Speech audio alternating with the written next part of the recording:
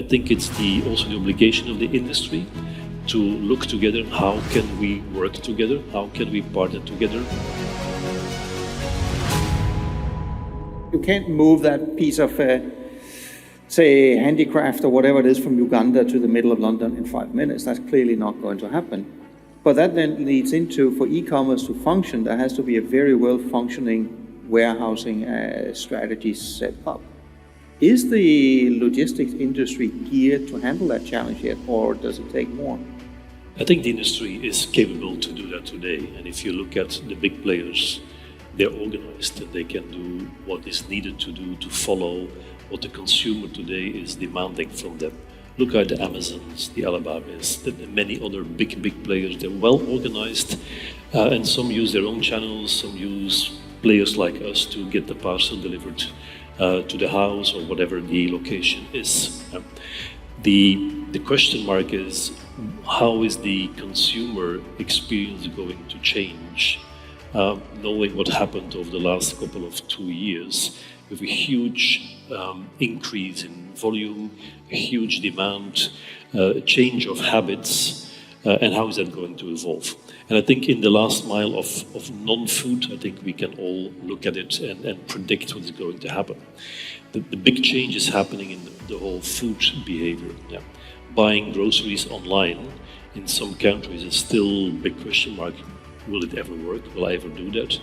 Well, due to the lockdowns, you have seen that people just went on it. And here, still in this country, again, you can do it in 20 minutes. 20 minutes, you have the dark stores of many of the players, and you can have everything what you want delivered in 20 minutes. That's not yet the case in every country today.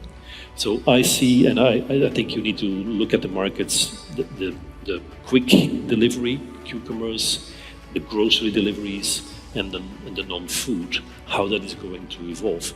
And each specific segment will have its own model. Yeah. And for some products, you need them now.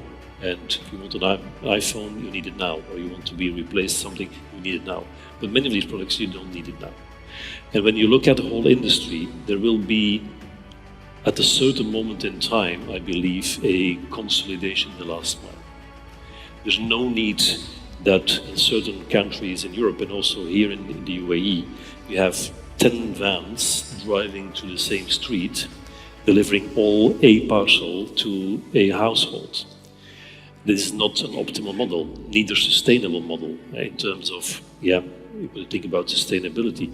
So the reaching out to the consumer and giving them options that also in a kind of green economy, consolidation in the last mile is possible. That for me is one of the most important issues to tackle in the global last mile logistics.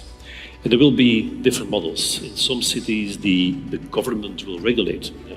Like in London, you see how they want to get away from all these 20 different last mile players who deliver in the streets. They're going to consolidated models. There will be city logistics where there will be one vendor who will be tendered to cover the whole city. But that's an obligation to do it like that. And I think it's also the obligation of the industry to look together, how can we work together, how can we partner together, that we avoid these kind of things like 20 vans in one street.